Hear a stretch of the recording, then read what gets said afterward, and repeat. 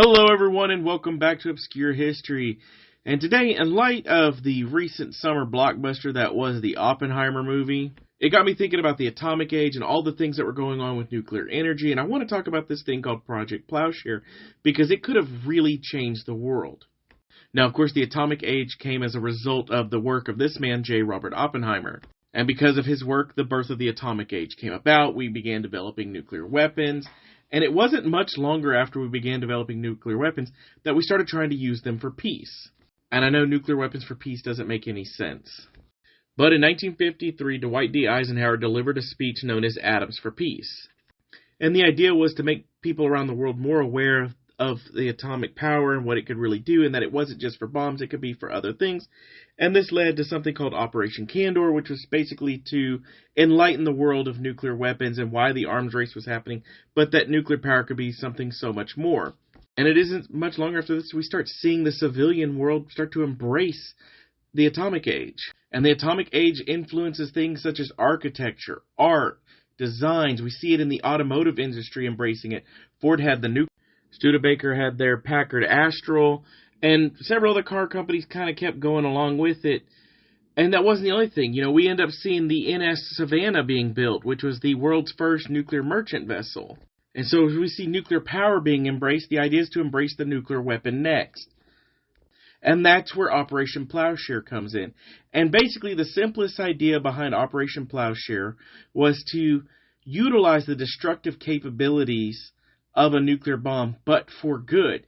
That ability for it to throw up large amounts of dirt, blast an area, was going to be transferred into a civilian and economic market. Now, some of these plans included widening the Panama Canal, additionally building a second canal through Nicaragua, nicknamed the Panatomic Canal, and essentially using a chain of nuclear explosions to dig a new canal. Another plan was known as Project Chariot, and this was basically to use a series of hydrogen bombs to dig an artificial harbor in Cape Thomas, Alaska. Basically, they just didn't do it because they thought it would hurt the native population and they just didn't have a use for the harbor. Now, one plan that actually came pretty close to being created was Project Carryall. And this was a plan between the Atomic Energy Commission and the California Division of the Highways, now known as Caltrans, with the goal being to detonate 22 nuclear bombs through the Bristol Mountains, basically to carve a section of roadway that would have become I-40 through that area. And they actually got 3 years into development before they just abandoned it.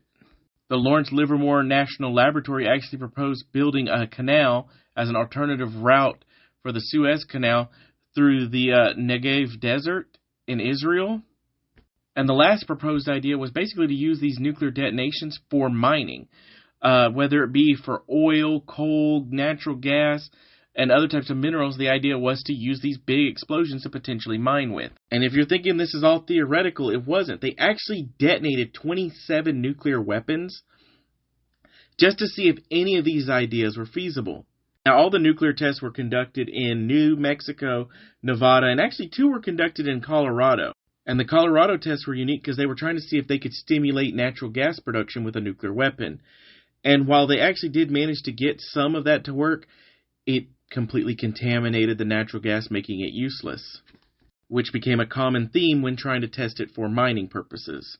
And there wasn't only nuclear testing, there was actually some non-nuclear testing, nearly 20 non-nuclear tests, including my personal favorite, which took place in Winfield, Louisiana.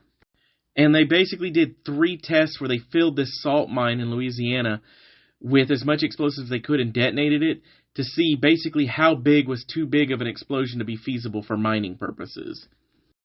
Now, of course, none of these really worked the way they wanted to, and they were all pretty much abandoned, thankfully. Otherwise, we would have ended up with like a 250-mile canal through Tennessee.